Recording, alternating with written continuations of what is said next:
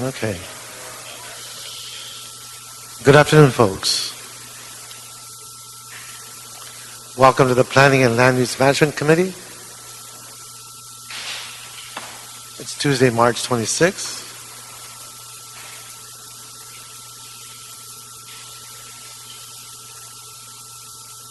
We have a few items on the agenda. One big ticket item, so to speak. Want to welcome you to the committee, and I understand that Councilman Weezar will not be joining us today. We do anticipate Councilman Englander, so I know he's on his way. Just a couple of words before we begin the agenda. One is that in light of the fact that it is Passover, we wanted to keep the agenda very brief as far as number of items, although we know this one subject matter requires our full attention. So after I go through the agenda, our goal is to have 1 minute per speaker. I think we're going to have quite a few cards.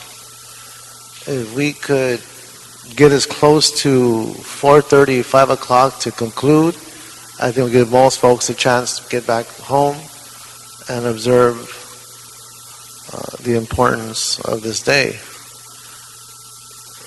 So that being said, that's going to be my goal as chair of this committee, is to get us moving forward and absorb as many speaking cards as we can.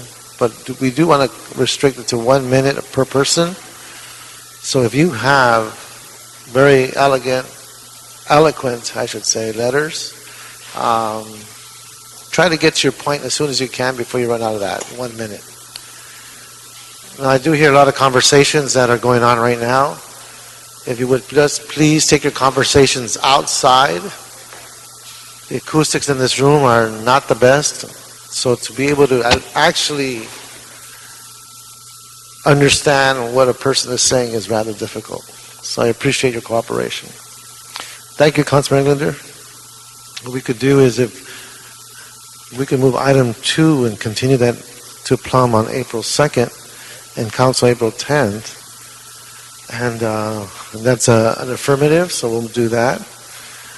Our director, we have a report that you'd like to do? Mike Mcgrath for the record. Just a few items to report. The department continues to make strides in all of our public outreach. We recently held a very good meeting with the Central City Association, focusing on the topic of how we can meet the needs of our customers better in the development community as we continue to look at our process and procedures and move those forward, as well as the motions that have been on the table recently around realignment of departments. And so we had an excellent meeting with probably about 50 individuals from the land use community to go over some preliminary ideas as we prepare for our report back to this committee. So we anticipate that coming very shortly and look forward to bringing that forward, and we'll have continued discussions with the development community as well as neighborhood councils throughout that process. But the meeting was very well attended, and we were happy that the Central City Association was so kind to host it and bring everyone together for this important topic. Some other items. This week we have a Planning Commission meeting where we'll be discussing the Millennium Project in Hollywood and Vine. We're very excited to see that project move forward, and we're anticipating having that meeting downtown, either in the Public Works Room or the council chambers, in order to accommodate a large crowd. And so we're excited to see that level of investment come into Hollywood and utilizing the new Hollywood Community Plan that was recently adopted. That actually paves the way for developments such as this to be located near transit in our regional centers, while preserving the characteristics of our hillside neighborhoods and focusing any growth to the areas where we can actually accommodate it with infrastructure and rich transit. So we're excited to see that project move forward, and we'll be spending Thursday at the Planning Commission reviewing it and going through the details. That concludes my report, and I'll be here for some questions. I'm always amazed of how fast you talk. How fast I talk? How fast you talk. The delivery is, wow. We have a room full of people that are very excited to get past my item and onto theirs. That was like rapid fire. Good job. Luckily you think fast, Councilmember. Good job. Okay. So that takes care of items 2 and 3. let's move into item 1. And folks, the intent of this committee is to have a report back. So the objective of this process was to get as many different perspectives as possible on the record. And we started that process through a series of community discussions, and it was facilitated, and you will be introduced to our facilitators shortly. I want to thank them for their hard work. What we'll have first will be a presentation from the planning department, a short synopsis of what is in front of us. Then we'll have a status from our city attorney and where we're at in terms of process. And then we'll ask the consultants to come forward, introduce themselves, and then we'll have the public comment. Again, it's in the spirit of getting as many different points of view to be part of the report back so we can understand the different the rationale, if you will, of how we can move forward this policy. So that being said, I'd like to come on up and have the planning department introduce themselves and provide their presentation. And then before you start, Councilman Englander, did you want to add anything or introduction? We're fine? Okay. Okay. Thank you, sir. Good afternoon, members of the committee, Alan Bell, Planning Department staff. On January 22nd, this committee approved and forwarded to the city attorney for form and legality the citywide baseline sign ordinance that has been under development these past few years. We continue to work diligently with the mayor's office on the baseline ordinance, which we expect will be transmitted to the full city council for consideration next month. At the January 22nd hearing, Plum also requested the planning department to establish a working group comprised of diverse stakeholders to address the issue of digital signs outside of sign districts. As you know, the citywide sign ordinance established rules for digital signs within sign districts. Following up on that instruction from the committee, the planning department assembled a diverse group of stakeholders. We invited 37 representatives from all across the city representing all the different viewpoints on this perspective. We strove for geographic balance, community and neighborhood groups, as well as business and sign industry groups. A total of 3 meetings were held of what we called the Billboard and Visual Landscape Working Group. A total of 7 hours of workshop-style discussions. Many lively discussions. We received many different perspectives at these 3 meetings. And at the end of those 3 meetings, we received to date over 400 pages of written testimony on these perspectives. What we asked the working group to consider and to take was a long-range perspective on this issue, to be forward-thinking, and to address the larger issue of the quality of the city's visual landscape. We asked for and we received a frank discussion identifying the issues and the opportunities as well as the risks and what might be the best path forward to address these perspectives and viewpoints. Among the issues that we asked the working group to address was takedown of existing off-site signs across the city. At the last meeting, we presented a map of all the different signs within the city. There are 6,000 off-site signs and up to 9,000 sign faces all across Los Angeles. We also asked the working group to consider other community benefits that might be provided in exchange for the right to put up digital signs. And then we also asked the committee to address the issue of revenue with the city. Given the magnitude and the short time frame given the working group, we felt it would be prudent to hire a group of professional, neutral facilitators.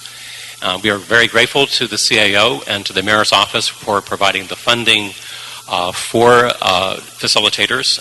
KH Consulting Group, which you may recall were the consultants who helped the city formulate the development reform strategic plan. Before I turn it over to Gayla Craich-Hartso and her team of facilitators from the consulting group to present the results of their findings and their recap of all these considerations. I do want to thank and express the Planning Department's appreciation for all the members of the working group giving up their time and the diligence with which everyone dove into this particular task. Thank you, Mr. Bell. I'd like to ask the city attorney if we can get a current snapshot of where we're at. And Yes, Ken Fong, Deputy City Attorney. I have been working, our office has been working with the Planning Department on the baseline sign ordinance, and as Mr. Bell said, that should be ready soon. We would also continue to work with planning on any legislation that is prepared in the future as a result of the visioning group meetings. And then lastly, I just wanted to give an update on the summit litigation, which involves the 100-plus digital signs that were erected pursuant to a 2006 settlement agreement. The parties, the Court of Appeals has rendered its decision, and jurisdiction has been transferred back down to the original trial court, and the parties are awaiting the trial court's order or judgment. So that's the end of my report. thank you, Mr. City Attorney. Mr. Fong. No, I'd like to ask the KH Consulting Group, Dr. Hartsoe, if she can come on up. And well, thank you again for stepping up. You took on a previous subject matter before, and I took on a new one. So kudos to you and taking on such easy projects that come before you. And actually, it's a pleasure to be here. The button I was told to use to turn on the PowerPoint is not activating it, so I need a little tutorial here. Okay. Thank you. There it is. Perfect. Got it. It's a pleasure to be meeting before the Plum Committee and sharing the feedback and summary of what we learned from the visioning group during the last 2 months. What I'm going to be covering first is a little bit of background about how we got to where we are today. Then I'm going to share with you a general feel of the diversity of the viewpoints, and more importantly, what are some of the findings and conclusions that we could draw. And they're not really conclusions, but they're more things we want you to consider in going forward. And then we'll be summarizing with next steps. Ellen Bell has already gone over what brought us today in terms of the number of maps, or the number of billboards that are existing. This particular one had been shared with Plum before. It shows there are around 6,000 billboards around the city. These are the static billboards. Two sides are about 9,000. There are hundreds in each council district. So every single council district is affected one way or the other in terms of the future of billboards. These are the areas that are currently eligible for a sign district. The proposal is to reduce them by 90%. So what brought us here today was really your question from Plum.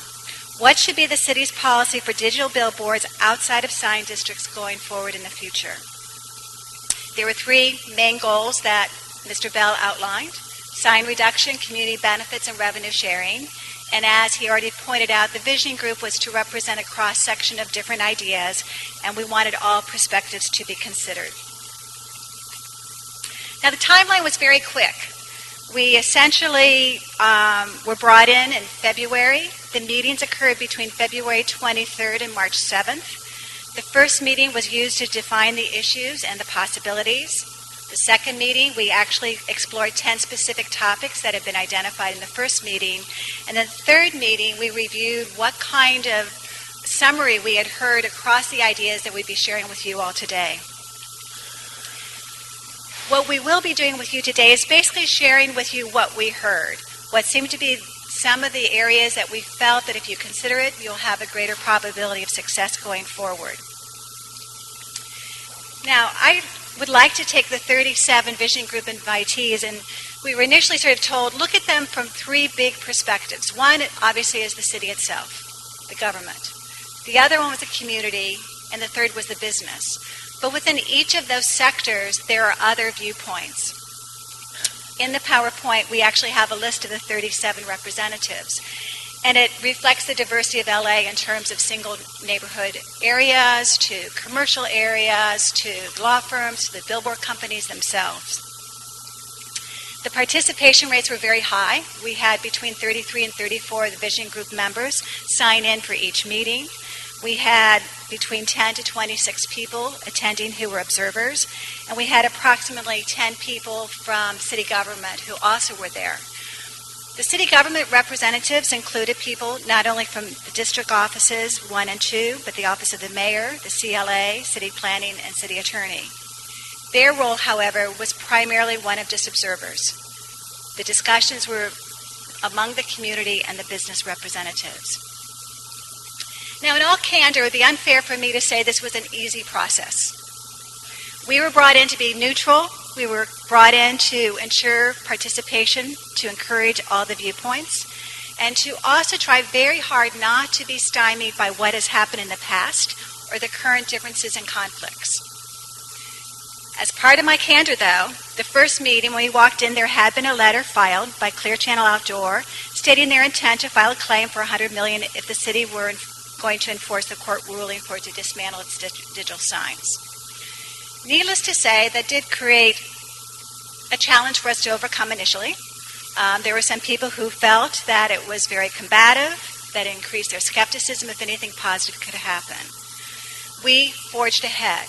We asked the group to put aside their concerns, to move forward in the spirit of mutual respect, and to see what advances we could make in terms of the discussion. Of course, there are always surprises. Before the third meeting, the California Supreme Court rejected the petition to review the Court of Appeals decision.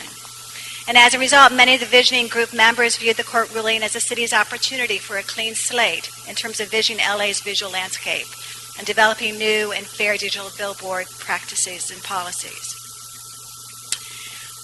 After one of these meetings, I crossed the bridge between City Hall and City Hall East, and they have a photography exhibit, and this photography actually is on display today.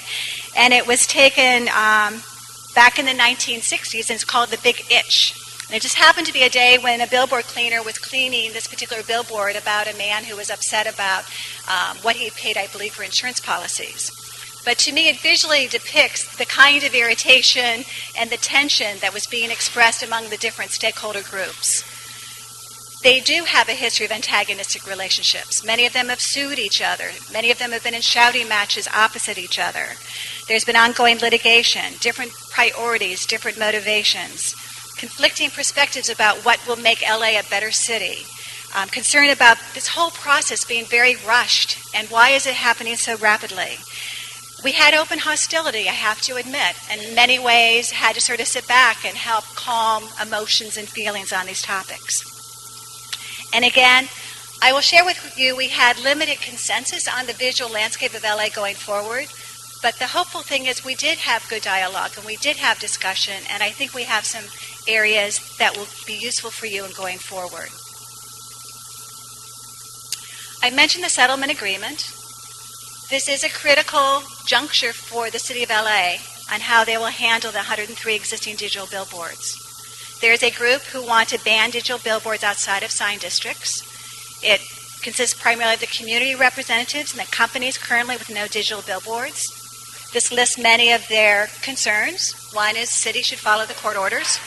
Another is the current situation is unfair and unacceptable, desire for a clean slate, removal of all illegal, including digital billboards, and they feel that the companies have already made significant revenues that could help offset the cost of dismantling them. There is, on the other side, those who feel they should keep them, that they, in good faith, entered into these agreements under the city's agreements. They generate significant revenues to them, and that it's an issue of property rights within the city. Visioning group. We had to set down rules and guidelines of how we would conduct ourselves in these meetings, and the overriding principle was one of mutual respect. The other thing we really emphasized is nothing will change unless we are brave enough to face it. And there's a quotation there from James Baldwin to reinforce that thought. So after the first meeting, these were the 10 topics that were identified that were worthy of further exploration. And I'm going into them more in terms of the diverse viewpoints next. In terms of the visual landscape, there was sort of a given that there are 2 sign districts. Many of the community people felt they'd already given in a lot to agree to 2 sign districts.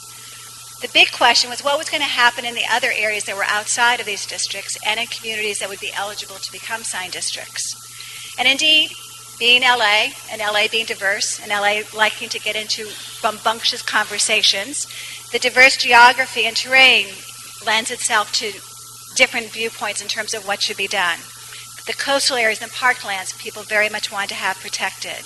Single home neighborhoods, diverse socioeconomic levels had an impact on the discussions, and indeed, even when you got into the communities, there were diverse opinions based on where they were located. But among the community, there was a strong consensus that they wanted greener space, they wanted trees and open areas, they were worried about the quality of life. They too take pride in LA's image, but their image of LA is not one of a digital landscape, but instead one that is a greener space to promote tourism. They feel the environment's very important, energy conservation, and they wanted the billboards confined to the sign districts. Businesses had their own concept in terms of the visual landscape. They felt that the billboards, the digital signs made LA more of an international city, and they shared with us many of these billboards, particularly in the bottom 2 rows, that they felt showed the important roles of billboards in terms of PSA announcements and making the message aware. They felt it was also important to know how the industry itself had changed. LA used to have 24,000 billboards in the 1950s, and now they're down to 9,000. So what happened? 2 very different viewpoints. We did reach a point by the second meeting where we came up with a couple areas where we could say, these are common goals, regardless if you are a business or you're a community, that we could agree to. They're pretty high level, but conceptually everyone agreed they wanted to make LA better. Their definition of what might make LA better differed, but they all agreed our intention is to make LA better. They also agreed that fewer billboards would make the city more aesthetic. Of course, they couldn't agree on how many would be fewer, where all they might be, but indeed fewer was perceived to be better. Fairness. I don't care which group they were. If they were a group that had digital billboards today, they were a company that didn't have billboards today, they were a community activist group, they all wanted greater transparency, a more equitable process. And finally, they all agreed reduced litigation would be in the best interest of the city, the taxpayers, and business. Now, I mentioned to you varying viewpoints, and this is where always the complication gets into the details. Everyone could agree that LA deserves a better visual landscape, but I've already said they couldn't agree on what that visual landscape should be. Everyone agreed on fairness, but the mechanisms of what is fair differed. Safety. Safety was a big issue in terms of traffic and pedestrians, but they produced safety studies that not everyone could trust or believe in. And we can go on down through the list, but you'll see time and time again, when we got into more details, is when we hit some stone walls. Under findings and considerations, I'd like to go into more of these specifics. These are sort of grouped around this common theme of a need to have sufficient dialogue that we can begin to develop a shared vision of what LA can become. It will require greater stakeholder engagement. It will also require looking at other practices in other cities of the United States and overseas. The issues I'm going to go over for you to consider cluster around areas of the sign districts themselves, the major takedown program that people explored, community benefit packages, open and fair competition for digital board approvals going forward, traffic and pedestrian safety, revenue opportunities for the city, a better billboard structural design, and environmental impact. Yeah. In the context of this portion of the presentation, when I look at the difficulty of the Freedom of Speech Act, understanding that that particular right creates this spectrum of possibilities of what can be said, what should be said, and what's allowed under freedom of speech. But there's also this notion of what's being viewed. And so when I look at, for example, and it's rather gross, but there are billboards in certain parts of the city where they've got these three-dimensional cockroaches coming out. And it's pest control. But they're in places in the city that, to me, are very offensive and stereotypical, and it's reinforced because of where they're viewed, or where these companies decide to put them. You've got special interests who, when you look at these postage stamp billboards, in my district, I could have as many as 2, 3, maybe even 5 within a 2-block stretch, on the side of people's garages, on people's homes, on a post in their front yard. The zoning allowed for it, and you have a message of one person or one statement over and over and over and over again. In of itself is blighting. So the responsibility question, the corporate spirit, if you will, understanding the First Amendment rights, was there or is there a way to look at that balance as a policy statement? Is it appropriate to ask it now, or how does this fit in the dialogue? It's interesting you bring it up, Councilman Reyes, because it actually was a concern of the community groups, and we had industry, business representatives sort of sharing their perspective. If we just look at billboards in general, and this is sort of a continuum, and I want to get to your social justice and First Amendment issue in terms of freedom of speech, but it really comes into this whole notion of limiting it to sign districts, and also as you talk about the placement and location. There was a very strong group, and we'll get into this a little bit later, who really felt none of these signs should be near schools, near parklands, near coastal areas. There was a great concern about signs in specific neighborhoods that had a very negative impact on children and on healthy eating habits or healthy social habits. The industry people, the business people in the billboard said, yes, we have freedom of speech, but we also have a corporate social responsibility. And a couple of them had indicated, if we know of these kinds of signs, we need to work with you in terms of what's appropriate. The continuum is sort of interesting. On the far left, and you're going to see this purple bar in a number of these slides, because this will give you an idea of the extreme viewpoints. On the far left, we have those who said, we want no sign districts in our areas, and this was clearly the west side, parts of the San Fernando Valley. They were afraid that they would get some of them because they tend to be the wealthier areas that could generate more community benefits and revenue for the city. On the far right is the sign districts, and we had business actually step up and very much say that, the City Central Association and others saying we want downtown to remain a sign district. Sign district is an important part of our business fiber in Hollywood. We had a few residents from downtown saying, yeah, but it can't get too close to my residential area. It might cause some discomfort. So even in that area, there was some disagreement. The group in the middle, though, was represented by South LA, and I think it's getting to some of the issues you're raising in terms of a feeling they've had a prolonged billboard blight. There's a higher concentration. There are issues in terms of the signs. They were receptive to community benefit packages and major takedowns that could reduce the number of billboards. There was concern among many of the people about the social equity and the environmental justice issues, but it is a big issue. It's further reinforced if you look at the fourth bullet down, that there is a desire to somehow have the industry do some self-regulating to avoid unhealthy eating, drinking, or offensive kinds of messaging. This slide does also share with you some of the other concerns that the community would like you to consider. They like to have a major takedown goal. They want a number established in terms of the total billboards, and they want more analytics in terms of where it's going to happen. They want the city to maintain the integrity of the neighborhoods. They want to have regulations customized to meet their own unique aspects of their community with input at the local level. They're concerned about Quimby. They're concerned about the preservation of their values. They want, and I think that Councilman Reyes, this is to your point, they particularly want all billboards banned that would be near parklands, near children, near schools. They're concerned about the distance from the residences, hours of operation, and you can read on down through that list. Does that address your question? I mean, it's a tough one because of First Amendment rights.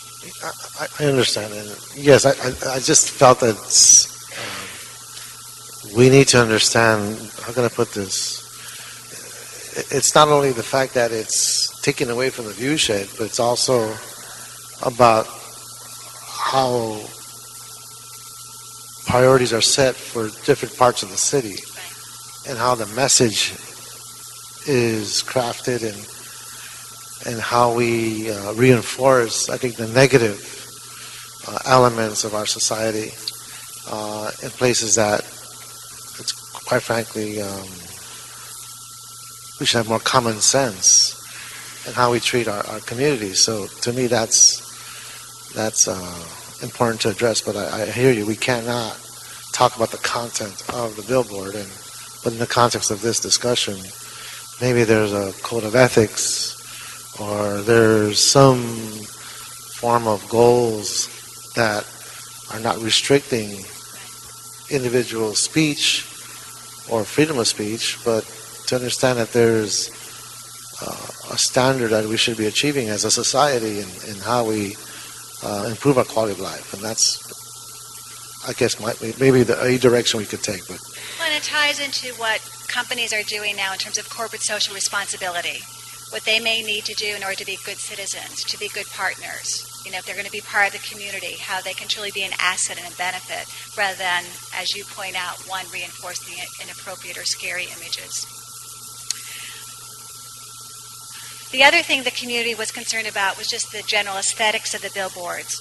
They wanted to make sure signs were in proportion to their buildings. You talked about the high concentration and clutter of signs. They felt architects would design a building and then a billboard would be slapped on top of it without any thought about the integrity of the structure itself. There was even suggestions, could there be a camouflage gray-green paint that could be used to make the structures less obtrusive to the eyes? So again, how can we make LA a better visual landscape? When we asked about community benefits, most of the ideas came from the business side.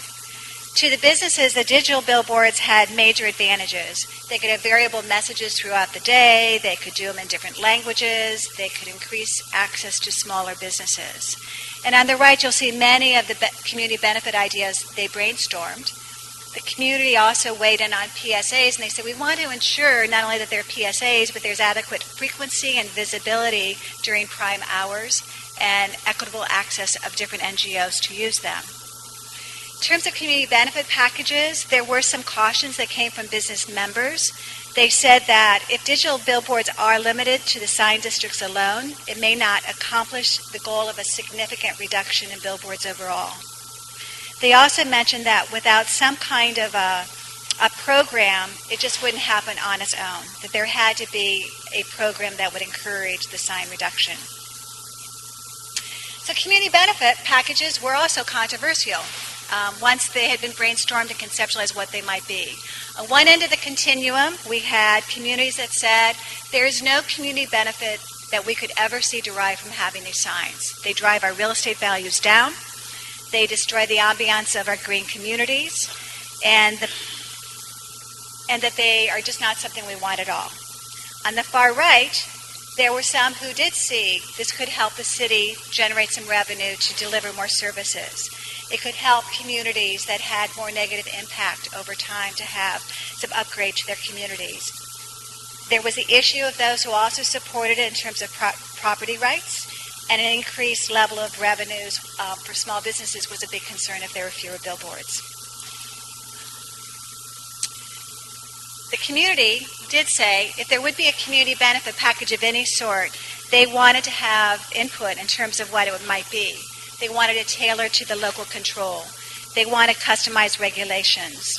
And they also thought it was very important to focus on the most impacted communities first. Next topic, environmental impact. The community felt there was night blight intrusive lighting on the adjacent community, environmental pollution, high energy consumption, driver and pedestrian safety issues, and impact on nature. I just recently got a report saying you have increased insect activity around digital billboards that could affect the environment.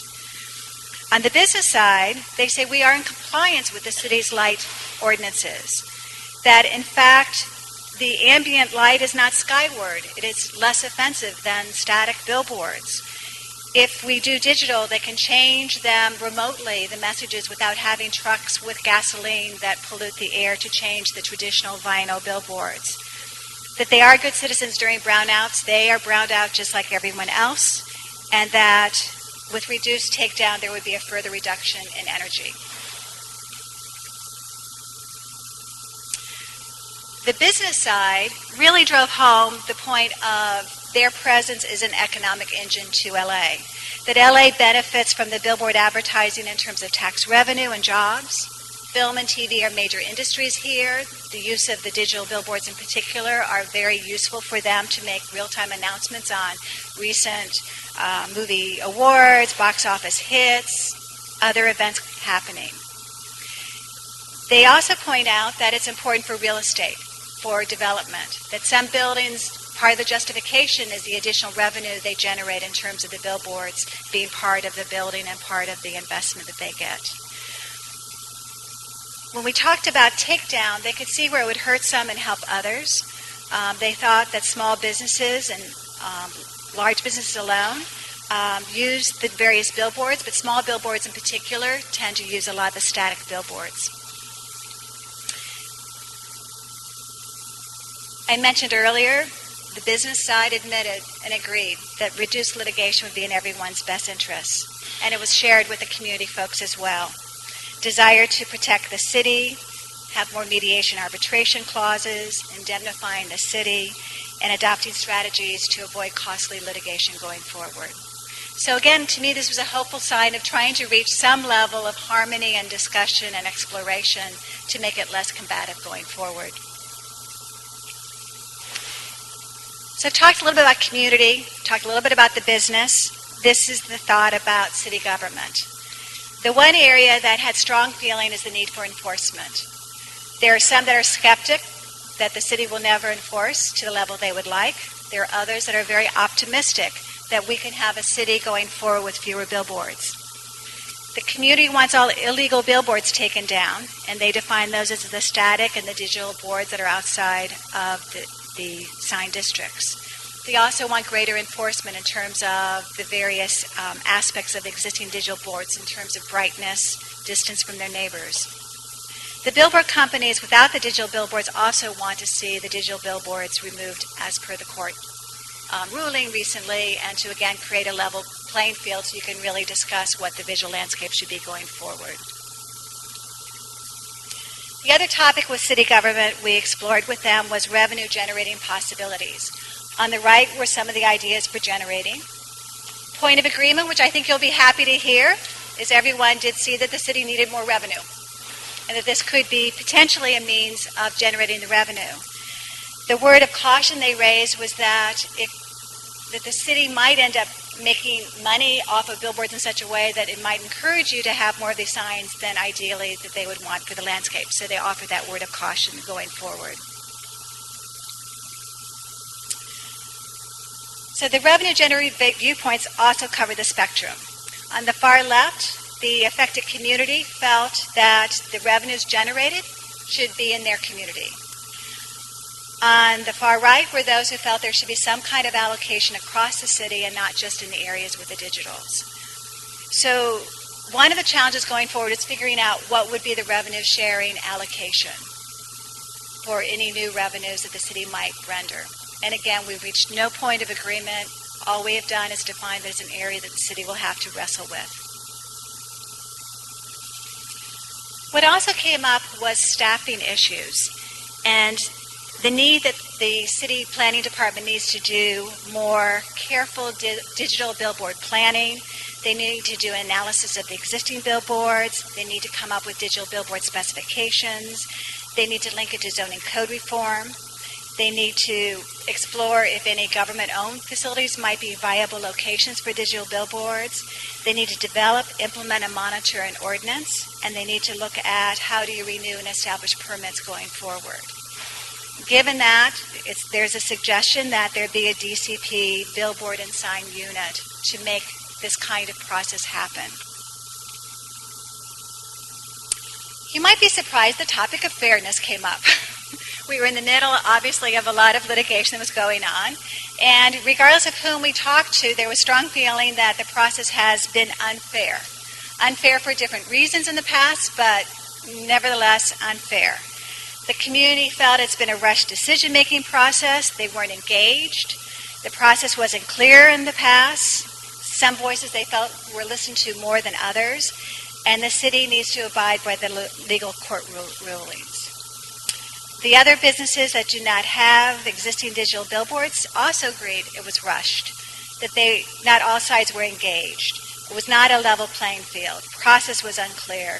And obviously, again, they would like to have the court legal rulings abided by. Those who have digital signs, CVS, Clear Channel, are reinforcing the importance of property rights being protected, First Amendment, to your point, and the grandfathering versus dismantling of existing digital signs. So I can tell you they all see it as being unfair, and I think it's going to be very important as you go forward to really think of what is the most fair, transparent, open process to go forward in whatever policy you establish.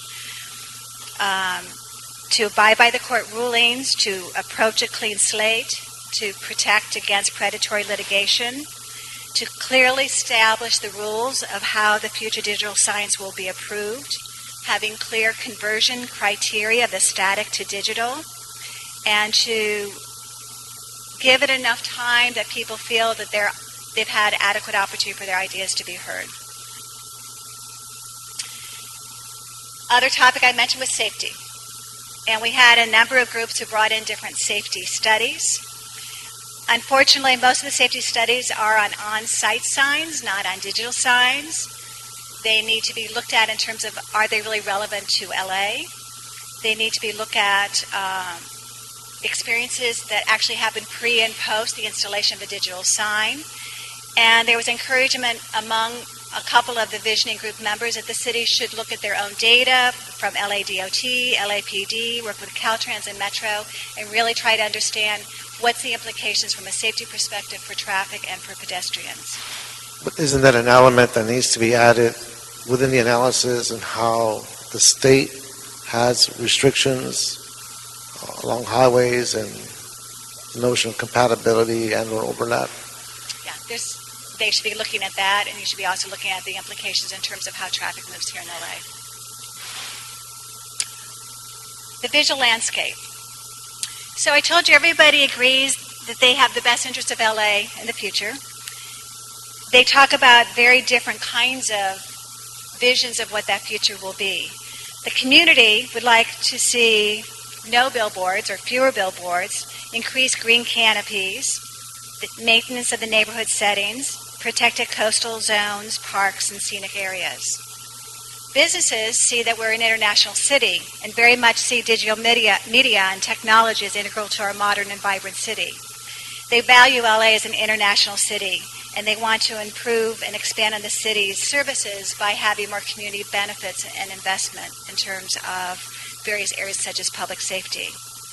In the middle is a list of number of U.S. cities, other countries, other regions that could be best practices or other practices that the city should look at to get ideas in terms of what could happen here.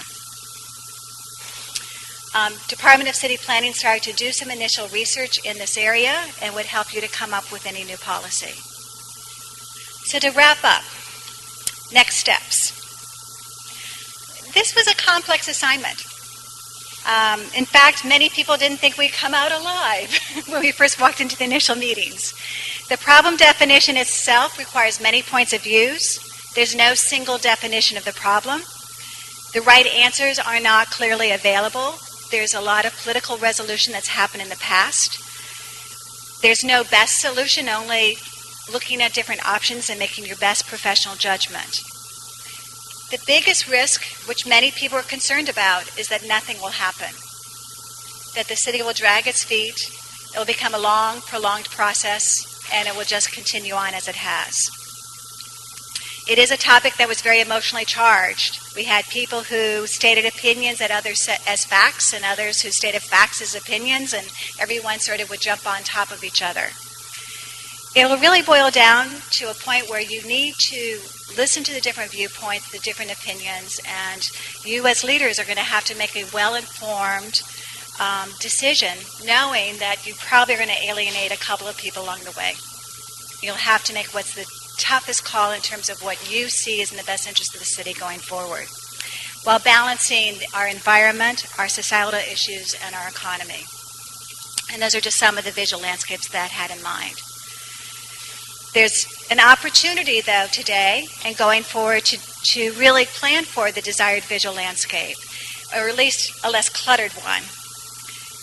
We encourage you to have more stakeholder engagement involving the neighborhood council reviews, the planning commissions, the plum reviews, the city council, but again, caution you against analysis by paralysis, or paralysis by analysis. The benefit we think of having a little bit more time for this input will be useful. It will help you define where you're going, how you're going to get there, and build commitment to its achievement. We also encourage you to pilot some projects where you might take specific neighborhoods and go through an engagement process, have them define the community benefits, evaluate which benefits had the greatest impact. You would then be smarter when you approach another sign district that you're considering. So I said these were the overall considerations. These are them in greater detail. Build on the input from the visioning group to date. Allow some additional time for meaningful engagement. Promote a livable and aesthetic city. Base your policy decisions as much as possible on evidence that you can collect, risk assessments, and building a shared vision for a better LA. And then the right side is really outlining what it is that the Department of City Planning, Billboard, and Sign Unit would need to do in order to give you a plan for going forward and to administer it. Thank you. Thank you, Dr. Hartzell. That's, I think it's important that we have this threshold moment of being able to document all the different perspectives. These are tensions and issues that I've been going through for the past 10 years. And back in 2002, I've said this before, we actually reached a policy direction that ended up in the courts. And 10 years later, we're here. It's like we lost 10 years because of that process. It's not an issue of blame, it's just the way it happened. But it's important to continue documenting each perspective that we can so that we can harness this energy in a way that allows us to come forward with the type of policy that maybe everyone is mad at, but not everyone got what they wanted. We need to find that balance. And maybe mad is not the right word. Maybe not everyone's happy. But that's the direction I think that we're trying to achieve because it's so diverse. This area and this region is so diverse. Councilman Englander, any comments or observations before we finish on the presentation? We do have a lot of speaker cards, but we can just be around. If there's any questions that arise from the speaker cards, we can go to you and or the city family. Again, thank you for your hard work, and thank you for hanging in there, and I'm glad you came out alive. And I also like to thank my team members because they helped us to be checks and balances. So Bob Schilling and Jeffrey Hartzer were there as well. Thank you. Thank you so much. Thank you, Harris. Okay, so let's dive into the cards, and we have them in general groups, and I think their message will probably tell you where they're coming from. But if they come up forward, you can give us your name and address, and I appreciate it. And I know this is a long hearing, but if you just hang tight, folks, and carry your conversations outside, we'd appreciate it. I'd like to call up Jacqueline Kerr, I believe, and Ed Hunt. Come on up.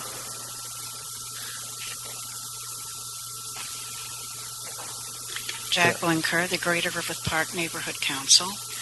In accordance with the community impact statement that we have submitted, we would like to ask that the City Planning Commission hire a traffic safety consultant to run your own survey of the Los Angeles area and the signage situations that we have here. Speaking for myself, concerning roaches, we have a sign on the corner of Vermont and Franklin, adult.com, and they're around the city, and they're really resented. So you're establishing of criteria and standards. Very well taken. Thank you. Thank you, ma'am.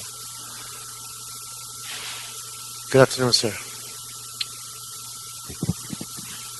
I'm Edward Hunt, president of the Melrose Hill Neighborhood Association, and I did attend all three visioning meetings.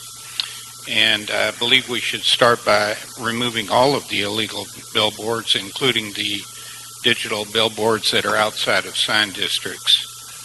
I believe that neighborhoods should be quiet, green, shady refuges from our busy business life and our busy commercial areas, and that there should be no digital billboards in or around residential areas. And the same goes for parks. My community of Hollywood already has a very large and generous sign district, and in addition, the city leaders have approved 60 super graphic billboards to be placed in that district of virtually unlimited size. And thank you. Thank you, sir. Our next group of speakers, Mitchell Ponce. Mitch, are you here? Ron Miller and Danielle Lahota. Please come on up. Good afternoon. Good afternoon, Mr. Chairman and members of the board. My name is Mitchell Ponce. I'm a business agent with the Ironworkers, Local 433 here in Los Angeles. We are in support of the signs resolution for more signs and upgrade of the existing signs to digital signs. Thank you for your time. Thank you, sir. Good afternoon, Councilman. I'm Ron Miller, Executive Secretary of the Los Angeles Orange County Building Trades. We represent 140,000 craftsmen and women within 52 affiliated local unions across 14 trades. We're here today to support a new digital billboard policy for the City of Los Angeles. We appreciate the effort the city has done in working with billboard companies to make new laws and implement a new policy that works for the good of the city. Like many industries, the outdoor advertising industry has been profoundly changed by technology. What worked 50 years ago doesn't work today. Billboards are part of the fabric of urban life. Used and cited appropriately, they contribute to the excitement of being in the city. They also contribute to our economic livelihood. Clear Channel and Lamar have committed to build these new billboards under a project labor agreement with the building trades. These will be good paying jobs, benefits, and retirement security. We have a chance to create good jobs if you can move ahead with the new policy. Thank you. Thank you, sir. After Danielle Lahota, we'll have Jonathan and Gerald. Hi there. My name's Daniel Lahota. I'm the owner of La La Gallery and the founder of the LA Free Walls Project, which is a mural arts project. We operate mostly in downtown LA. Thank you very much for the opportunity to address you today. We serve as one of the key players of the Los Angeles art movement, public art movement. Our gallery is intended to be a space to both exhibit work as well as be used as a creative laboratory for the artist to create. One of our goals is to allow the artist to experiment and to interact directly with fellow Angelinos throughout the city. We engage the LA community by bringing murals and art to the city. In this effort, we created a landmark public art exhibition called Public Works, using billboards throughout Southern California. The goal of this exhibition was to bring art to the community through the unique platform that billboards provide and to help raise awareness for other Los Angeles-based artists and organizations. And currently there's a great billboard show that's benefiting ArtShare, which is a very important organization in downtown LA. Thank you, sir. Thank you very much. We did a lot of good work with that. So I just wanted to say, think about using art as a catalyst for change, and art can be very therapeutic. Thank you, sir. There's a lot of tension here, but we can work through it. Thank you. We appreciate that. After you, we'll have Lisa Sarkin, Barry Johnson, and Wendy Sue Rosen. You'd like to come on up? Good afternoon, sir. Thank you, Mr. Chairman. My name is Jonathan Gerald. I'm the Secretary of Los Angeles Downtown Arts District Space, which is a 501c3 arts nonprofit of the Arts District, and I'm Secretary of the Los Angeles River Artists and Business Association, the Community Betterment Association of the Arts District. I would just like to say that from an arts perspective, working in the arts for the last 10 years in downtown Los Angeles, the billboard industry in particular has been incredibly supportive of the projects that we've engaged in, have supported us, have helped communicate to a greater public the cultural activities that we have engaged in, and we hope that we have an opportunity to continue that relationship. I'd also like to say that an exciting visual environment like you see in Singapore or Times Square and other locations around the world are an important part of putting a stamp of identity on the city as a true cultural leader. And I think that Los Angeles has positioned itself to be one of the cultural capitals of the 21st century. And a vital visual environment is important to that. Thank you. Thank you, sir. Good afternoon. Hi, Lisa Sarkin, Studio City Neighborhood Council. I'm the Vice President and Chair of the Land Use Committee. We have issued a community impact statement, which I'm not going to read to you. You've seen it already. And I was going to say something else, but I'm going to change what I'm going to say. A visual impact is one thing, but art is in the eye of the beholder. Not everybody likes the same art.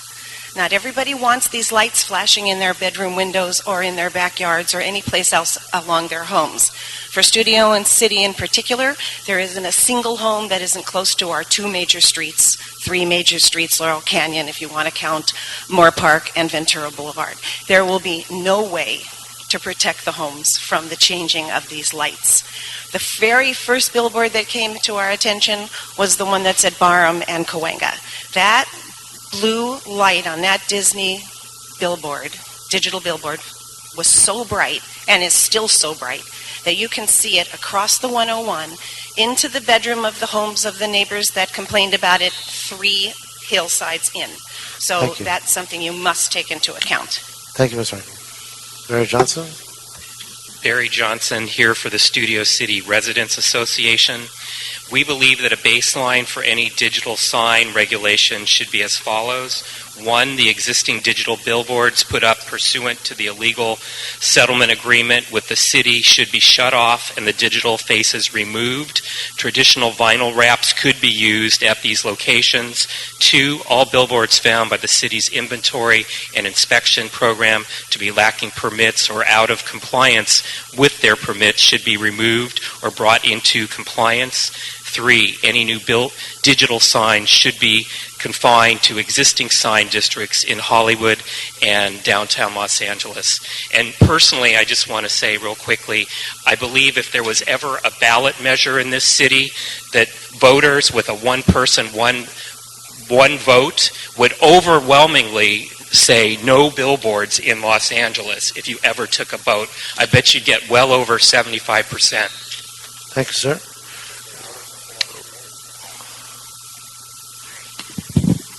Good afternoon. In 2002, the city, as you pointed out, established a ban on all billboards. The courts have established clear guidelines that, through the Central Hudson test, aesthetics, traffic safety, and regulating inside sign districts work, and those have been upheld. In the 10 years the litigation that you mentioned occurred mostly because it was undermined by the illegal billboard settlement that we're talking about today. So we would ask that that court order be implemented and that those digitals be removed. It's very important for the city to implement that court ruling, remove all the digitals that are outside of sign districts, and regulate inside sign districts only. We also support a billboard and sign unit to address the aesthetic, economic, and legal questions raised. They're very complex. As you raised during your question today about the First Amendment, I would be very concerned about the self-regulation of a billboard company that has litigated over and over in the city, and First Amendment rights are very strong. Thank you. Thank you, ma'am. John Given, Barbara Broyd, Phil Davis, Laura Salaji, please come on up. Good afternoon, sir. Good Good afternoon. So first, I can save some time by saying I just completely agree with what Mr. Hunt, Mr. Johnson, and what Ms. Rosen before me said. And you are John Given. I am John Given. Okay. And I also want to say I completely support the recommendation that the City Planning Department have a sign unit. I think that's really critical, and I think the work of the visioning community really underlines that fact. And because a couple of the other points I was going to make were already made, I'd like to just say two final points. First, we understand the city has some serious budget issues to resolve, and as much as it might be attractive to share revenue with sign companies, we also have to recognize that there are really serious federal constitutional concerns with sharing revenue, and the process to determine how that might go about happening needs to be as transparent as all of the rest of the policy discussions. And then second, and just to finish, many residents believe that the excess signage represents blight, and I just don't believe that it's good public policy to take revenue exchange for the right to degrade the visual. Thank you, sir. Thank you very much. Good afternoon, Chairman Reyes, Member Englander. My name is Barbara Brody, Westwood, south of Santa Monica Boulevard and West Side Neighborhood Council. I'm going to also deviate from my comments and support my colleagues who've spoken about the importance of city visual clarity. I'm going to leave you with copies of our amicus brief that we filed as a homeowners association with our neighboring Westwood homeowners associations in support of the Summit Media case. We didn't feel this was a Billboard versus Billboard company debate. This is a community debate, which has been well documented by Gayla's presentation. It's very important to us. 10 years in court is a long time, but this committee and this city has a wonderful opportunity now to take the reins on this debate and take it out of the courts and implement a level playing field. We've tried to get the advertisers to be nice, to remove ads that were offensive, and we learned that common sense can't be legislated and you can't regulate good taste. So you need to take down the illegal signs, start with a clean slate. We've got the court on our side, and it's worth all the gold. Thank you very much. Next speaker, please coming up. So we have Phil Davis, Laura Salaji. I'm Laura Salaji. Okay, come on up. I'm a community member who is affected by billboards, both digital and out-of-compliance billboards, particularly on Lincoln Boulevard in Venice. And a friend who lives in my neighborhood has pulsating light from billboards in her bedroom, and this causes a lot of havoc. I've been working with others on Lincoln Boulevard to make it more pedestrian friendly, and these out-of-compliance and digital billboards are certainly antithetical to that. And if there must be digital billboards, they must be restricted to sign districts. All others should be removed as per the court decision. And as an artist, I want to say that going to Times Square in New York, I have seen some wonderful art pieces that were digital, and it seems to me that having that kind of work in a sign district where people know that they can encounter that is where it should be. Thank you. Thank you, ma'am. James Murphy, Dan Silver, Dennis Hathaway, and Marion Dodge. James Murphy. I'm Dan Silver. Come on up. Good afternoon. My name is James Murphy. I'm chair of the Ambassador Council of AIDS Project Los Angeles. APLA was founded 30 years ago and provides services to those impacted by HIV/AIDS here in LA County. There are 11,000 men, women, and children who are impacted by this disease in LA County, and they receive a substantial amount of information around the benefits they can receive from public organizations like APLA from digital boards. One of the things I'd like for you to consider as you discuss the reduction in the number of digital boards is that the reduction of supply will impact almost every community organization in the city. The boards are very cheap to put up. They're very available to those community organizations like APLA, and a reduction in the number of signs will impact our ability to reach those people that need our services. So please take that into consideration as you work out a resolution of this issue. Thank you. Thank you, sir. Good afternoon, Honorable Chair, members of the committee. Dan Silver, 6683 Franklin in Los Angeles, also representing Endangered Habitats League. I'm here only to talk about the process, to reiterate the remarks that a sound process that's workable, that has buy-in cannot proceed with a rotten foundation. The illegal settlement agreement and the illegal current digital signs are a rotten foundation. You cannot go forward on that basis and achieve your goals. Thank you very much.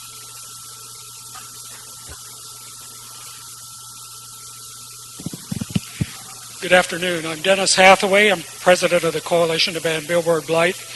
I was pleased to hear the council member bring up the issue of content and corporate responsibility. Over the last probably half dozen years, I've taken over thousands of photographs of billboards around the city. I have a photograph of a billboard with a person with a sniper rifle right across the street from an elementary school. I have billboards with advertising gentlemen's clubs right next door to houses. I have photographs of alcohol and fast food near places where youth congregate. Here I actually brought one. This is one that is on a bus shelter, just steps from a synagogue and school on La Brea Avenue. And that company actually does have a policy, but it seems to find it hard to follow that policy. So I just want to bring that up as you go forward, something to consider in regulating digital billboards. Thank you. Thank you, sir. Ms. Dodge. Marion Dodge, Hillside Federation, representing 40 homeowners associations spanning Santa Monica Mountains. We submitted a longer letter, but I will cut to the chase. 1, the city should implement the summit decision by revoking the illegal digital billboards and compelling the removal of those billboards. 2, the city should evaluate the status of all static billboards and bring them into compliance. 3, the city should adopt the currently proposed sign ordinance, which establishes a fair balance between signs and sign-free areas. And 4, the city should adopt a fully funded billboard sign unit. And I would like to thank Ken Fong and his colleagues in the attorney's office, because he has prosecuted all those cases, and the city sign ordinance has been upheld time and time again. Thank you. I'm not a prosecutor.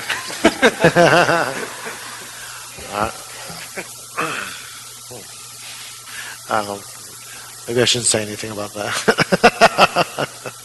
Phil Reck, are you here? And Bennett Cohen and Alex Cuba. Thank you and good afternoon. I think these visioning group meetings confirmed much of what we all knew, which is that this issue is extremely complex from a policy and legal point of view, and that unfortunately there's no consensus even on the starting point for the debate. Summit and the community believe that the debate starts with the 103 illegal signs coming down, clean slate, level playing field. CBS and Clear Channel unfortunately refused. They've threatened to sue the city for $100 million if the ruling is enforced. So from their vantage point, the starting point is 103 illegal signs.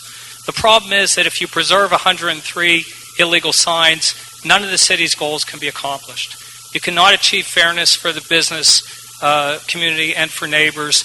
You cannot generate revenues. You cannot take down signs. You cannot reduce litigation. In fact, I venture to say there's a half dozen people in the audience today who will sue the first day such a policy is enacted, and it will succeed. It will invalidate the policy and bring down the sign ban to date. So I urge, just be patient, let the ruling play out, be enforced, and then we can go forward. Thank you. Next speaker, Bennett Cohen, and Alex Cuba, and Derek Ryder. Thank you. Bennett Cohen, a resident of West Los Angeles. I urge this committee to approve and move forward to Council a plan to fund a billboard and sign unit within the Department of City Planning. In addition, I urge the committee to take the 3 following steps. 1, to implement the Summit Media decision. 2, to evaluate the status of all static billboards in order removal of those not in compliance with applicable codes. 3, adopt the currently proposed sign ordinance and do so in a manner that complies with the Central Hudson test by permitting off-site signs only within properly defined sign districts. Thank you. Thank you, sir. Next speaker, come on up. Give us your name. Good afternoon, Mr. Chairman. Alex Kuba from Summit Media in Santa Monica, California. My company, Summit Media, brought the lawsuit against the city regarding the settlement agreement. After 6 years of having to live with these illegal digital signs that were erected against the law, the appellate court has recently spoken unanimously that these signs should have never been erected, and they invalidated the settlement agreement and revoked the permits. That decision is now final. I commend this body for being forward-thinking. At the same time, I ask that it delay any consideration of allowing new digital billboards until we deal with these illegal digital billboards first. Thank you very much. Thank you. Next speaker. Good afternoon, Chair and Committee. My name is Derek Ryder. I reside in Echo Park. As an architect, property owner, and community member, I come to you with deep concerns about the degrading effect of billboards on our city. As I and many Angelinos have said before your committee in the past, the existing legal and illegal billboards, and especially the digital billboards involved in the Summit lawsuit, are like corporate graffiti spread across our buildings and streets. They reduce quality of life, property value, and worse yet, they flaunt the law. What we ask of you is to follow the sign ordinance this committee approved and take down the illegal digital billboards. Please respect the decision of our courts and the rule of law. As lawmakers, I would think you'd have an appreciation of that. Please follow the court's decision, take down the illegal digital billboards, and allow the billboard companies to apply for permits for the new sign ordinance for like everyone else with no special privileges. Any discussion of new permits within established sign districts may follow after the court order decision. Take down when the involved parties may continue this debate within the established legal framework. Thank you, sir. Thank you. Robert Baird, Stacy Miller, Benjamin Hamlin, I believe, and Veronica Perez. Good afternoon, sir. Good afternoon. I'm Robert Baird. I'm with the Community Health Councils. We've been doing environmental health work in South LA for 20 years. We participated in this visioning group, and we're submitting a letter today that summarizes our opinion on how the city's billboard policy should go forward. I think the unique perspective that we brought to the visioning group was the connection between outdoor advertising, product messaging, and public health. The research has proven undeniably that young people are vulnerable to product messaging, and we know that the young people in South LA, East LA, and Central LA are suffering an obesity epidemic currently and are bombarded on a daily basis by product messaging for fast food, sugar-sweetened beverages, alcohol, adult entertainment. Some of it is directly targeted towards them as a demographic. Some of it is not, but they consume it anyway. We just want to point out that in 1998, this body approved restrictions on tobacco advertising near schools within 1,000 feet. And we think it's high time and highly important that this policy be extended for unhealthy food and beverages. Sir. Thanks. Thank you very much. Good afternoon. My name is Stacy Miller. I represent the Los Angeles Outdoor Advertising Coalition, which is comprised of Lamar Advertising, CBS Outdoor, Clear Channel Outdoor, Dektronics, and Yesco. Combined, we make up about 90% of all outdoor advertising in the city of Los Angeles. I'd like to express our appreciation for convening the Billboard and Visioning Group. We were proud to be part of it and pleased to see progress among and between many of the differing views. As you can see by the binder that we developed and presented to you today, the coalition has put a considerable amount of effort together, providing resources, research, and background on a number of issues that have been raised at both Visioning Group and at prior hearings. We encourage action by the city at this issue, on this issue, as it's not new. Rather, it's been reviewed, researched, and reconsidered 36 separate occasions. That's 36 separate occasions before this or other legislative bodies of the city. This is not a new issue, and collectively we believe we can work with all the stakeholders, including the ones of the Visioning Group, to come up with clear, responsible solutions. Thank you. Thank you very much. Benjamin Howard. Good afternoon.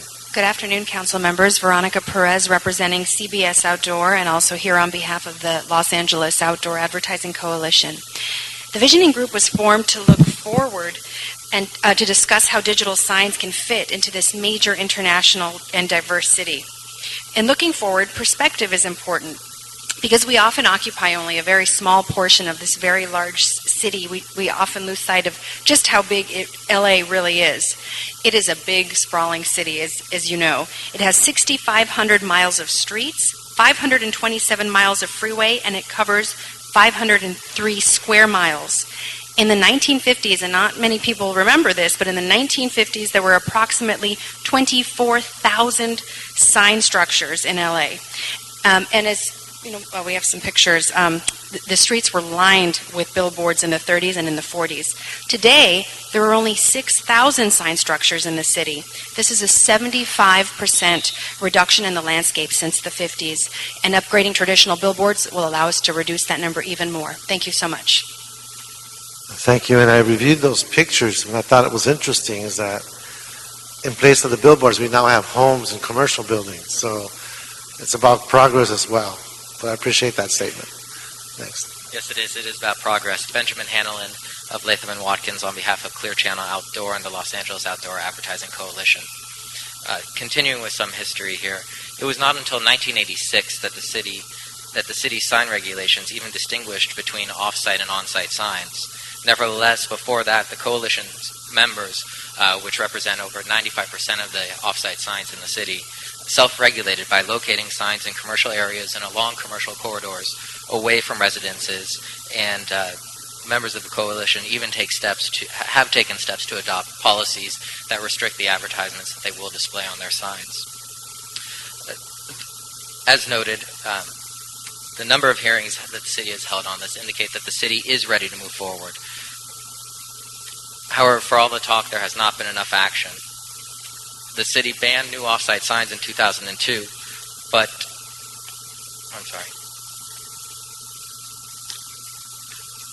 it did not offer a path forward. We encourage you to move forward, and regulating digital signs will help you do that. Thank you. Thank you, sir. Matt Kasdan, Tina Hossein, I believe. I apologize if I mispronounced your name. Matt Kasdan, Stuart Waldman, and Patrice Williams. Good afternoon, sir. Hi, good afternoon. My name is Matt Kasdan, and I'm here to introduce Sign Up LA and to discuss some of the benefits that digital signs may provide. Sign Up LA is a coalition of business groups, nonprofit organizations, community groups, and sign companies supporting the common sense policies and reasonable locations of digital signs in Los Angeles. Digital signs are an important resource for businesses, community groups, nonprofit groups, and public safety agencies throughout the region. Digital signs allow for timely communication of important public alerts regarding safety, traffic, and natural disasters, as well as providing support for community groups and nonprofit organizations. They're an important and unique resource for law enforcement, allowing public agencies to deliver critical, time-sensitive public safety messages such as FBI wanted ads and Amber Alerts. They also are an important resource for businesses, providing them with a highly effective platform to reach public and helping drive business and investing in the local community. Thank you for the opportunity. Thank you. Tina? Good afternoon, council members. My name is Tina Hossein, and I'm here on behalf of the Los Angeles Area Chamber of Commerce and our 1,600 members. I served as a member of the city's visioning group on behalf of the chamber to highlight our support for smart policies that encourage business and economic growth through advertisement opportunities. We believe the discussions among members of the visioning group highlight the need for the establishment of a clear and consistent city policy on digital billboards. Specifically, we would like to see a legislative solution that supports the reasonable expansion of use and location of digital signs in Los Angeles. Outdoor advertising plays a unique and invaluable role for many businesses seeking to market their events, services, and products. In the LA media market, billboard advertising costs 86% less than TV and 66% less than newspapers. 80% of our members are small businesses, and we encourage you to help them expand through the development of clear and consistent guidelines for the use of digital billboards. We have greatly appreciated the opportunity to be a part of the city's the city's billboard and visual landscape visioning group, and look forward to continuing to work with you on this important matter. Thank you very much. Thank you, sir. Waldman? Hi, Stuart Waldman, president of VICA, representing more than 380 businesses in the city that rely on signage, including members of the entertainment industry, local small businesses, consumer goods manufacturers, and retailers. Unfortunately, on the Visual Landscape Visioning Group, we observed unfaltering negativity and refusal to build consensus. VICA made efforts to ensure regional equity, to ensure the Valley businesses did not face discrimination based on the vicious rhetoric of a vocal minority. That said, it is time to make a decision. This is now the 36th hearing on this issue. The San Fernando Valley business community cannot survive in this atmosphere of uncertainty. Our members rely on digital signage to provide a low-cost marketing of their products and services, many of which are small businesses that are struggling to promote and grow their businesses in this over-regulated city. They contribute to the driving of our economy, fuel economic development, and reduce demand for public assistance. Thank you, sir. Thank you. One question, and you don't have to answer, but where do you live? Excuse me? Where do you reside? Van Nuys. Okay, great. Sepulveda and Victory. Thank you. Patrice Williams? Hi, good afternoon. I'm Patrice Williams. I'm the founder of the Minorities in Broadcasting Training Program. It's a nonprofit charity in Los Angeles. It's been around since '92, and we also do the Going Green Film Festival as a fundraiser for a charity. And so it's not only just a fundraiser, it's also a way to encourage green filmmaking and green filmmakers in Los Angeles. And we see the digital billboards as an extension of green filmmakers. It's something that is more environmental friendly. It offers a support to the artistic community, and they oftentimes donate space to nonprofit charities. So many charities in Los Angeles have lost 50% of their funding, including our own charity, in the last 3 years because of the economy. So we really depend on the outdoor advertising space that the digital billboards provide. And if that is taken away or altered in some way, I can see that as something that will help continue the deterioration of our fundraising efforts. Thank you, ma'am. Thank you. Thank you very much. John Lambert, Jim Murphy, Kevin Norton, and Mike Herrera. Please come on up. Good afternoon, council members. My name is John Lambert, and I'm the Director of Development at the Gay Men's Chorus of Los Angeles. At GMCLA, we strive to create a musical experience that strengthens our role as a leader among LBGT and performing arts organizations to enrich our membership, support LGBT youth, challenge homophobia, and expose new communities to our message of equality. GMCLA has been able to use donated space on many signs, both traditional and digital, throughout the years. With this advertising, we've been able to expand our ability to provide our chorus in the community as an outlet to reach the public. I hope that you consider our perspective and are able to develop a fair policy that will allow us to continue benefiting from this resource these signs provide. Thank you for your time. Thank you, sir. Next speaker. Good afternoon. Good afternoon. Kevin Norton, IBW Local 11. On behalf of our 13,000 members that work in, some of whom work for CBS Outdoor Billboards, and for our members that will be doing the demolition and new electronic billboards with our PLA that's covered, we would hope that you would move forward keeping the billboards, the electronic billboards that have already been put up, and coming to some kind of consensus. 10 years is plenty of time to come forward and develop a plan. If you look at one of the most iconic symbols in the city of LA, the Hollywood sign, you probably couldn't get it approved these days. So I just ask that, move forward. The city needs the revenue. We represent 5,100 members at the city of LA. We need revenue. We're always hearing about how there's no money to fill the potholes, to pay people, and we need the revenue. We need to move forward. Thank you. Thank you, sir. Next speaker. Good afternoon. My name is Mike Herrera. I'm the Executive Director of the Boys and Girls Club of South Bay. Boys and Girls Club of South Bay has been serving LA youth for more than 20 years.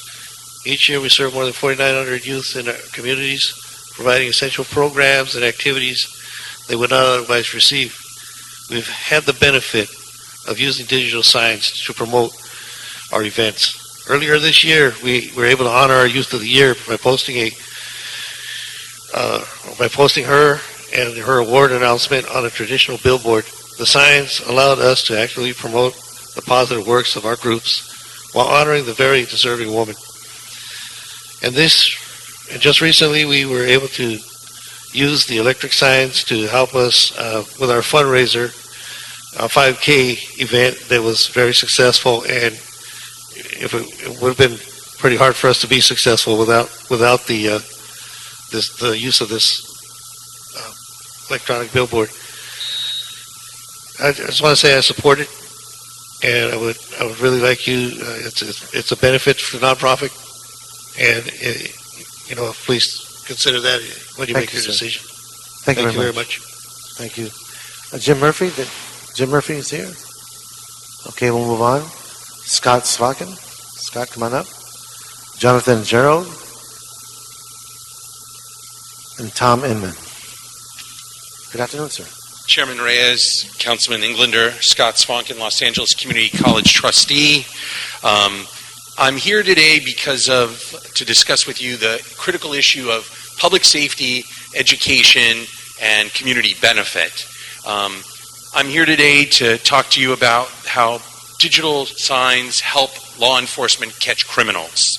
I'm here today to talk about how sign companies have helped foundations at colleges and schools across Los Angeles. I also got married because of a sign. I proposed to my wife on a sign on the corner of Sunset and Doheny. So some people would like you to believe that there's no public benefit, but I have two beautiful children, and the fact of the matter is, can you stop the time for me? I can't. Scott, I thought that was a private benefit. But council members, this is an important issue for public safety in colleges and schools. These sign companies make a difference in the lives of our students. They help our community. They help people living with AIDS and people with challenges all across this county. And so whether it's supporting the continuation of signs so that we can catch criminals like Christopher Dorner, or whether it's to help a neighborhood school, I hope you'll find a solution that works for everybody, especially the public. Thank you, sir. Thank you. Okay. Afternoon, I'm Tom Inman. I'm the business manager of Laborers 724. We're at 6700 Melrose. We have an electronic sign next door to us. I actually kind of like the thing. We represent the hard-working men and women at CBS Outdoor who maintain and install these traditional and digital billboards. We've had an excellent relationship with CBS Outdoor for many decades.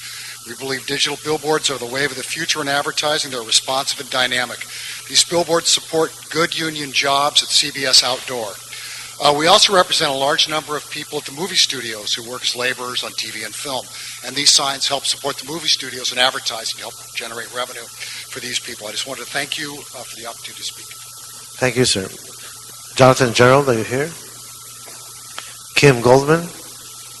Kim Goldman? Khan Matu, I believe. Ryan Brook. And Ray Baker. Come on up. Good afternoon. Good afternoon. My name is Maggie Havas. I'm actually filling in for Kim Goldman. Unfortunately, she couldn't be here, but I'm going to read a statement on her behalf. My name is Kim Goldman, and I advocate for crime victims' rights. I have assumed this role not by choice, but rather as a result of the horrific events that surrounded the murder of my brother, Ron Goldman, and Nicole Brown almost 19 years ago. In addition to the many hats I wear, I am a proud board member of the National Center for Victim Rights of Crime, where, along with my colleagues, I advocate for stronger rights and services for victims and survivors. While tremendous progress has been made at the federal and state levels in securing some protections for victims of crime, there is much more work that remains to be done at the local level to ensure just and adequate support for crime victims and for those who will invariably follow in their footsteps. The public safety benefits that electronic billboards can and do provide result in substantial community benefits to individuals, families, and communities who have or will face insurmountable situations. Think about Amber Alerts, a father's plea to return his abducted daughter. That little girl is a community benefit worth an electronic billboard. What about the family who has been targeted for elimination? Thank you very much. Thank you very much. Thank you. Good afternoon, committee. My name is Kamatu. I am the Director of Development for the Hollywood Fringe Festival. The Hollywood Fringe Festival is an annual celebration of the performing arts. The events that take place in both traditional and unorthodox venues, from theaters to street corners to restaurants. Fringe festivals rely on all available vehicles of advertising, from social media to traditional ads, from art publications to outdoor advertising. This outreach and promotion allows us to educate and provide a common good for the Los Angeles community. Outdoor advertising has provided our artists and entertainment community a unique way of promoting their artwork. In a city where we seem to spend half of our lives in the car, billboards give us a dynamic tool to reach a wider audience. At the Hollywood Fringe Festival, we believe that digital signs are an important resource for the artistic community. We urge the City of Los Angeles to find a reasonable solution that takes all parties into account, allowing us to maintain the benefits of these signs. Thank you. Followed by Ray Baker. Good afternoon, council members. Ryan Brooks with CBS. Los Angeles is the entertainment capital of the world. We employ 563,000 people, generate $43 billion worth of revenue, $120 billion of revenue directly back to the city and county of Los Angeles, which represents about 8.4% of the total economic development for the county of Los Angeles. Digital billboards are a very important part of this community. They're also an important part of what I do for my job on head for PSAs and public announcements. I focus a lot of my time in working in those communities that are, underprivileged, where they don't have access to the internet, they don't have access to the computer, they don't have a BlackBerry or iPhone. We put messages up on our billboards and our digital signs that are directed to essential services. There's some people here in this audience who want to take that down. They don't look at those communities, they don't favor those communities. This is what we do as an industry. And as an industry also, we are one of the #1 providers of nonprofit space and advertising in the city of Los Angeles. And I think that's very powerful.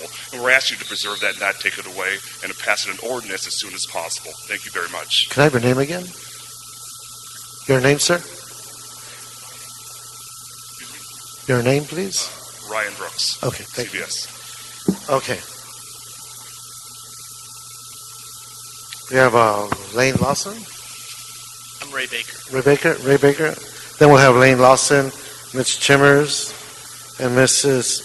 Marjorie Collins, I believe, and then Kenny Kahn. Come on up. Good afternoon, sir. Good afternoon. My name is Ray Baker. I'm Vice President, General Manager for Lamar Advertising. We're also recently moved our businesses to both of our combined and moved to the Boyle Heights Enterprise Zone. So we are right here in Los Angeles, just across the river. I was also a member of the Visioning Group with Gayla, and that was a fantastic presentation. I think one of the things that we can take from the presentation was that the coalition agrees that there needs to be a reduction in signage. We agree with that as well. One thing that's being left out is that if the 100 digital signs come down right now, between Lamar, CBS, and Clear Channel, each of us took down approximately 700 signs that we would then need to get permitted to put back up if we took down the 100 signs. So technically we wouldn't have a reduction, we'd actually have a net gain of 600 signs in the city just by taking down the 100 digitals. Secondly, I know we mentioned a couple times here people talking about 24,000 billboards in the 50s versus now. Our company has 4,000 billboards, and we're interested in reducing that of the total of 8,000. Thank you, sir. Thank you. Thank you, Chairman, committee members. My name is Lane Laws. I'm the Director of Public Affairs for Clear Channel Outdoor Southern California Division. Clear Channel has been and always will be respectful to the City of Los Angeles, its regulations and permitting processes. 6 years ago, when we were issued permits to convert some of our existing traditional billboards to digital, we showed once again that we only do what the city allows by permit. As many other businesses in the City of Los Angeles, we rely on the city's representations that the permits they provide are valid and invest in the city accordingly. When any issue comes up regarding our billboards, I'm the one who gets the calls. Let me tell you, over the past 6 years, I've only received a couple calls regarding our digital billboards, and we're able to resolve those issues. However, we are not allowed to do everything that we could do. Under the current code, we're not allowed to reposition, make any other adjustments to the structure, or relocate billboards that might be an issue. What's needed is the ability to address any impacts that might come up. Once again, we appreciate the opportunity to work with the city to find a solution that benefits the local economy, businesses, and the community groups. Thank you. Thank you, sir. Good afternoon. Please give us your name. Committee members, my name is Mitch Chemers. I'm in the on-site sign industry, not the off-site, so I have no stake in that. I live in Reseda. I want to mention that although I don't have any stake in the off-site industry, I do support digital billboards on the condition that they use all the technology that's available, and I think that some of that's been discussed in the past, to safeguard us against overly bright signs. There's a lot of options. There's 24/7 monitoring. There's continuous monitoring of ambient light that can automatically adjust brightness. There's compliance with preset scientifically tested standards. And there's louvers actually on each light that help direct light towards its audience as opposed to everywhere else. And if these technologies are utilized, it can help this inevitable technology that I believe doesn't have to be pervasive, but it should be an option in the city. Thank you. Thank you, sir. Good afternoon, Chairman. I'm owner of a business in West Side. I built a business about 20 years ago. I took out a loan. I opened up, built a whole structure. It's on the West Side, on Olympic and Barrington. And I took out a big loan, almost $1 million, and was part of my consideration have the billboard income there, which is I factored into the payments. And I never have, actually my customer had the regular billboard before. They installed the electric one. All my customers that they come over there, they like it, and was less dangerous. Before they used to come like 6-7 people to change the banner. A few times some things fall down on the expensive cars that I had to pay, and I think it'll be very good. It's supporting business. Nobody talk about anybody in the business, but it's almost 30% of my payment comes from that income, and I have quite few people working there, so their families depends on that. And if that one shut down, I couldn't hang in there to pay my payments. And could I have your name, please? Kenny Khan. Thank you, sir. Thank you. Thank you. Ma'am? Chairman, Reyes, and committeemen. I'm Marjorie Collins, and I own I have a digital sign on my property. It's very attractive. It's certainly not like anything in Las Vegas. It's not glaring, but it's very, very good looking. And outdoor advertising is an important resource for local businesses, but it also offers property owners the unique opportunity to build on existing resources, providing an economic boost, especially during difficult financial times. And recently it has helped a lot. The use of billboards is one of the most cost-effective means of advertising, and for us, one of the most efficient and dependable uses of our property. It is critically important to me that we are able to maintain the billboards. This resource affects many throughout the city, providing critical and unique economic resources not otherwise available. Thank you. Thank you very much. Tim Fox, John Wong, Rick Simon, and Cindy Sterrett. Good afternoon, sir. Good afternoon. Thank you. My name is Tim Fox, representing CBS Outdoor as well as the Outdoor Advertising Coalition. Much has been said about the safety of digital billboards.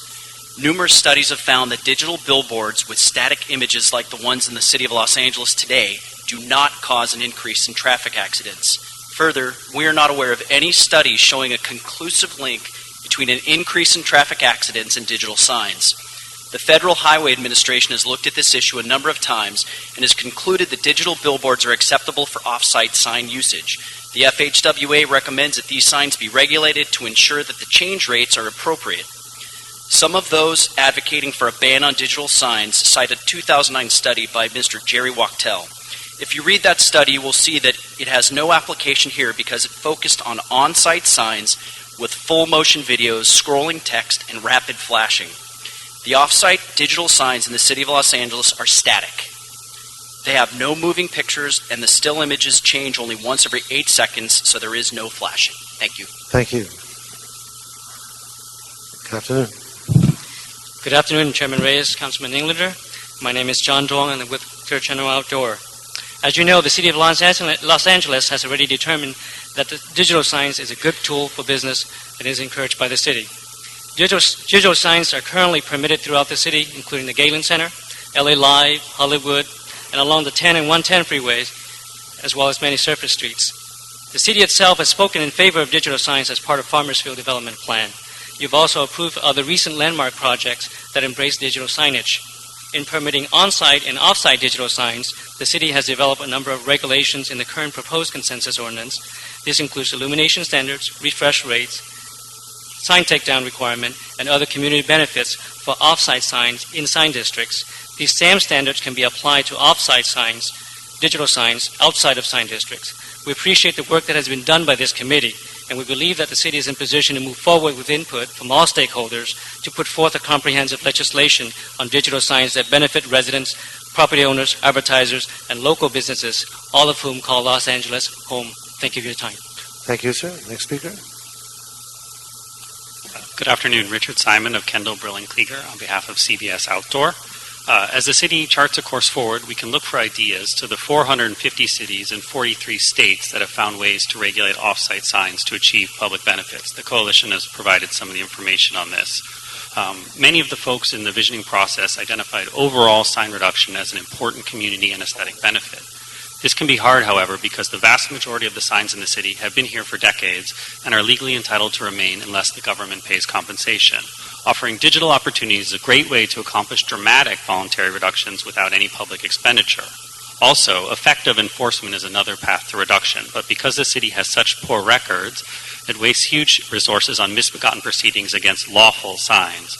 We have therefore submitted a proposal for replacement permitting for older lawful signs. Based on a successful program in San Francisco, this is a powerful tool to help DBS identify legal signs and make meaningful reductions. The city has a great start with its existing regulations and should look for the best practices used by other cities to adopt clear rules for the future. Thank you. Thank you, sir. Stuart? Good afternoon, council members. I'm Cindy Starrett for Clear Channel Outdoor. I participated in the working group, and I'm also working with the Offsite Sign Coalition. Last week, together with the FICA and the LA Chamber, we submitted some best practice examples to the staff and to the consultants, looking at some of the dozens of ordinances around the country, including some in California, the city of Sacramento being one example, Miami, where they have both relocation agreements for signs on private property and also get revenue for signs on public property, and a number of other ideas. All of these have one thing in common: takedowns for existing traditional signs that are voluntary and clear rules as to how digital modernization should occur. The city can adopt those rules quickly. Summit wants you to wait and let the courts decide. The city's been waiting since 2009. Litigation is not the way to solve problems. We think this committee and the council can bring forth rules that will be best practices and will provide public benefits to Los Angeles at a critical time. Thank you very much. Thank you. Greg Mcgrath, Terry Allen Robinson. Greg Mcgrath, Terry Allen Robinson, Rick Robinson, and Sarah Lee Keller. Come on up. Good afternoon, sir. Chairman Reyes, Councilman Englander. Thank you. My name is Greg Mcgrath. I am the president of Southern California Division of Clear Channel Outdoor, as well as Senior Vice President of Innovation and Technology nationally. Clear Channel Outdoor is proud to have been a responsible and committed member of the Los Angeles community for over 100 years, and we are proud of the opportunities we offer to businesses like the entertainment industry, law enforcement, and the community of Los Angeles. I have worked throughout the country on digital billboard matters, and the city of Los Angeles should continue to be a leader with this technology. Whether it's helping business grow, helping law enforcement get their alerts out to the public, or helping nonprofit organizations raise necessary funds, Clear Channel Outdoor is committed to the city of Los Angeles. Let's seize the opportunity to show the world you can do business here in creative ways and help communities benefit at the same time. We encourage you to find solutions and do so now so that the community benefits can help support improvements to the greater city of Los Angeles. Thank you. Thank you, sir. Terry Allen Robinson, Rick Robinson, Sarah Lee Keller. Good afternoon, madam. Good day, sir. I'd like to say, first of all, the billboards are not going away, so let's forget that issue. What we need to do is design a way to satisfy billboard owners and users as well as the Angelina residents. That's the key issue. And if you're living near a billboard, it can be very confusing with the light coming in or whatever. Clear Channel, for example, has invented an ambient light meter which can change the direction and lower edges or louvers and edges to mitigate light going into homes and to apartments. So these are things that can be done because really we needed to make it work for everyone. And we hear how everyone's doing great things, but we need to work together. That's the solution. Thank you. Thank you, ma'am. Good afternoon, sir.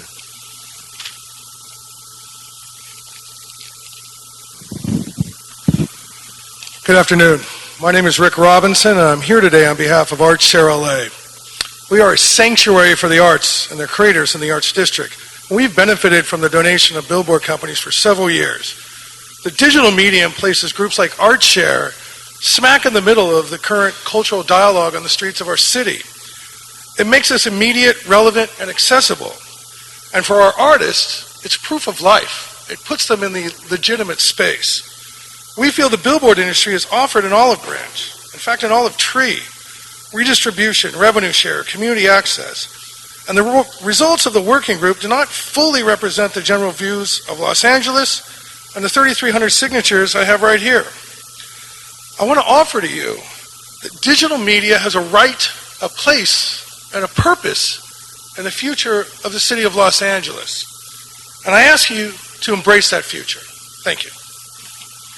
Thank you, sir. Sarah Lee Keller, Carl Morgan, David Ewing, Eric Chavez, come on up. Good afternoon. Good afternoon, council members. My name is Sarah Lee Keller. I'm Executive Vice President and General Counsel of Clear Channel Outdoor. You have a unique opportunity to move forward with policies that build on existing digital sign networks and maximize the economic, public safety, and community benefits of digital signs that many other communities around the country have embraced. After 10 years of dealing with sign issues, you and you alone can take the final steps by defining the role of digital signs and how they play in the city's landscape. Turning off these valuable community assets would be an enormous step backwards. We urge the city to look forward. Do not miss out on the innumerable benefits of digital signs. They can make this city great. Thank you. Thank you, ma'am. Carl Morgan. As you saw in Gayla's presentation, South Los Angeles is the most impacted area of Los Angeles. Many Black and Latino children are seriously impacted by the visual blight of these billboards, with messages that are ill effects on our health, our mental issues, and lots of other issues that we suffer from in our community.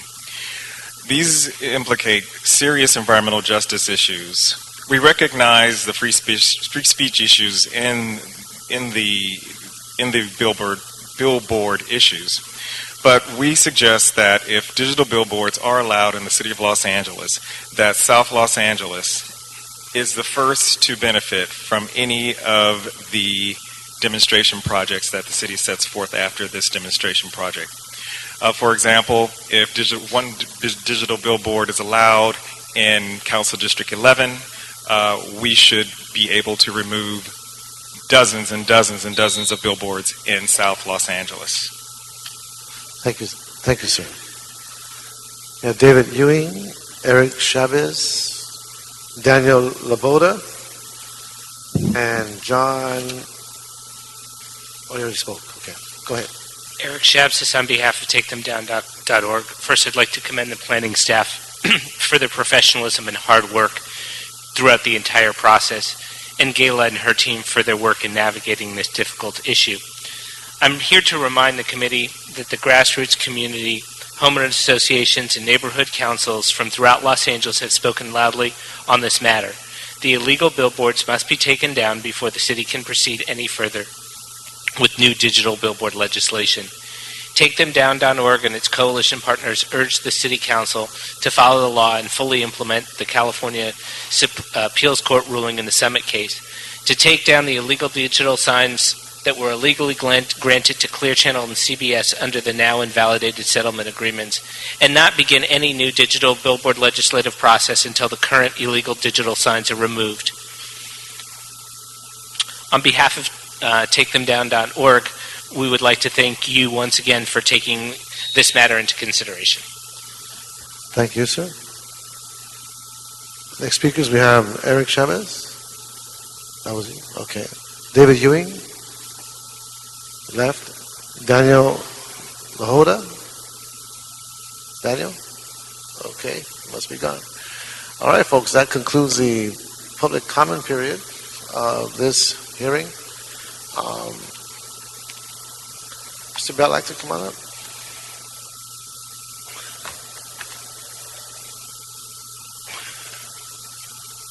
So at this stage of the process, the intent of, if my colleague agrees, is to instruct the planning department to prepare and present a report within 60 days with recommendations. Before I do that, I want to ask my colleague if he had any questions or observations. Seeing none, then perhaps that is something that we could